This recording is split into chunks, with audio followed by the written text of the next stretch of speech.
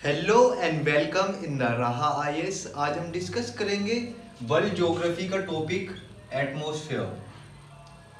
Atmosphere जो atmosphere है वो एक मिक्सचर ऑफ लेयर्स है, जो कि उसमें मिक्स डिफरेंट टाइप्स की गैसेस मिक्स हैं, जो कि हमारी अर्थ को एनवलप किए हुए है, पूरी चारों तरफ से कवर किए हुए हैं। जो कि जो हेल्ड हुए है, जो ये मिक्सचर ऑफ गैसेस हेल्ड है, ये ग्रेविटेशनल फोर्स की वजह से अर्थ को एनवलप किए हुए हैं। अप टू द 50 किलोमीटर तक जो एटमॉस्फेयर इज कंपोज्ड ऑफ, उसमें सबसे ज्यादा जो 50 किलोमीटर तक एटमॉस्फेयर है उसमें सबसे ज्यादा है नाइट्रोजन, जो कि 78.09% है, और ऑक्सीजन जो है 20.95%, जो हम ऑक्सीजन जिसकी वजह से हम जिंदा हैं, सांस ले रहे हैं। आर्गन आर्गन है 0.93% और कार्बन डाइऑक्साइड है 0.03%, जो हीट को ट्रैप करती है, जिससे ग्रीन हाउस गैसेस बढ़ती जा रही है, ग्रीन हाउस इफेक्ट होता जा रहा है ज़्यादा।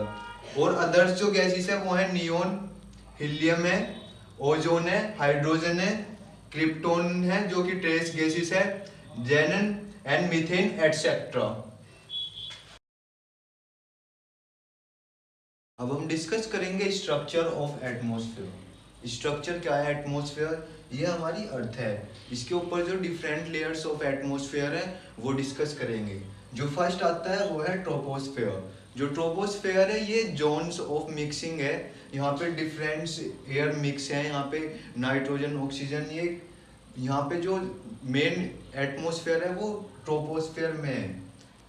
जो लेयर्स है इस ये नियरेस्ट है, ये अर्थ सरफेस के, जो हमारा अर्थ सरफेस है उसके नियरेस्ट है ट्रोपोस्फेयर। और इसमें थिकनेस वेरीज करती है 8 किलोमीटर से लेकर 16 किलोमीटर तक।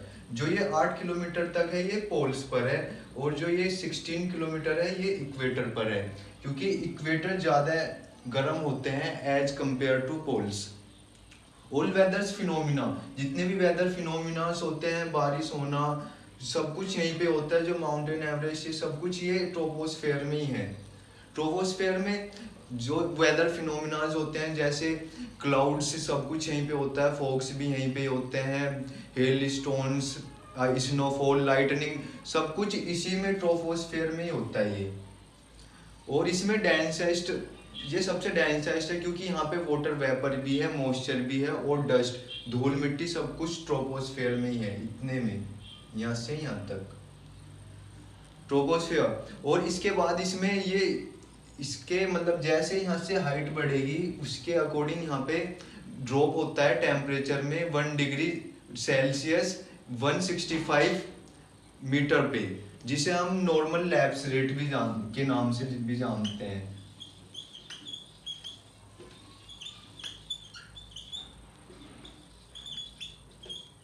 जब यहाँ से हम ऊपर को इंक्रीज होंगे तो 165 मीटर पे 1 डिग्री सेल्सियस डिक्रीज होता है, उसे हम normal lapse rate of temperature बोलते हैं। उसके बाद आता है स्ट्रेटोस्फेयर।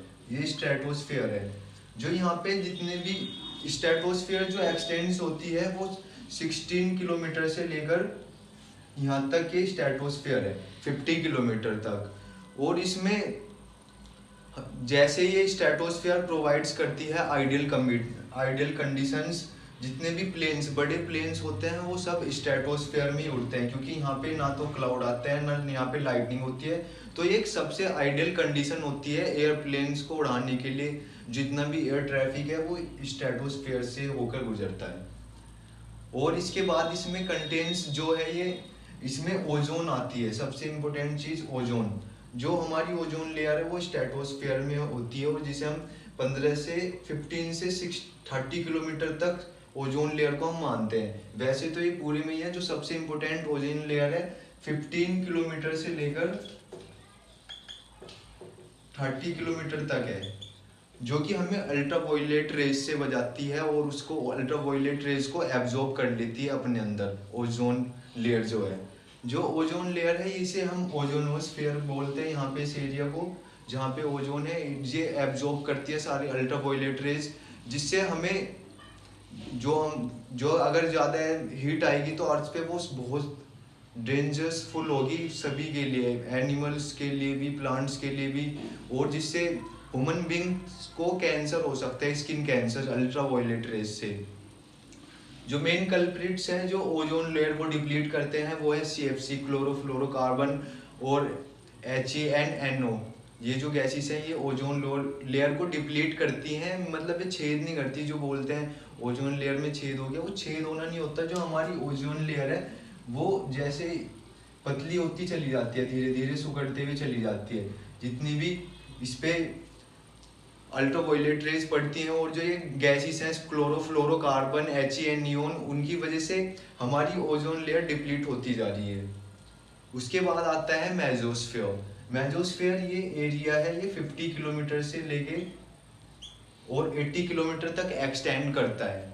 ये जो एरिया है ये डिक्रीज होता है जब हम ऊपर को बढ़ेंगे, तो यहाँ पर टेम्परेचर डिक्रीज होता चला जाता है। यहाँ का जो टेम्परेचर है माइनस में चला जाता है, -100 डिग्री सेल्सियस। जैसे हम स्ट्रेटोस्फीयर से मेसोस्फीयर की साइड जाएंगे ऊपर को, तो यहाँ पे टेम्परेचर डिक्रीज होता है और ये -100 डिग्री सेल्सियस तक पहुँच जाता है। इसके बाद आता है आइनोस्फीयर।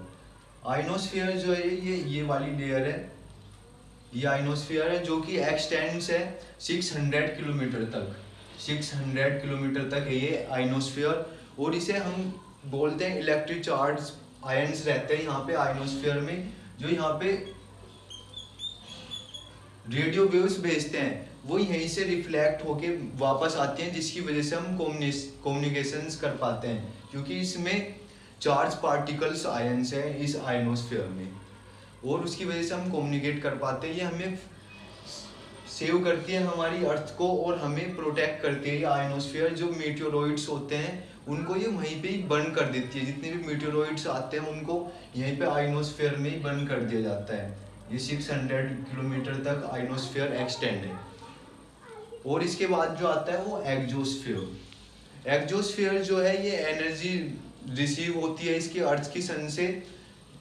ये भी चार्ज पार्टिकल्स, इसमें भी चार्ज पार्टिकल्स होते हैं, और ये जितनी भी मतलब एक्सट्रीमली आउट लेयर है ये अर्थ की, और इससे यहाँ पे जो ग्रेविटी है वो सबसे कम हो जाती है, जो कि क्योंकि अर्थ ग्रेविटी से बाहर चली जाती है एक्सोस्फीयर। यहाँ पे जो अर्थ की ग्रेविटी होती है वो बहुत ज़्यादा वीक हो जाती है।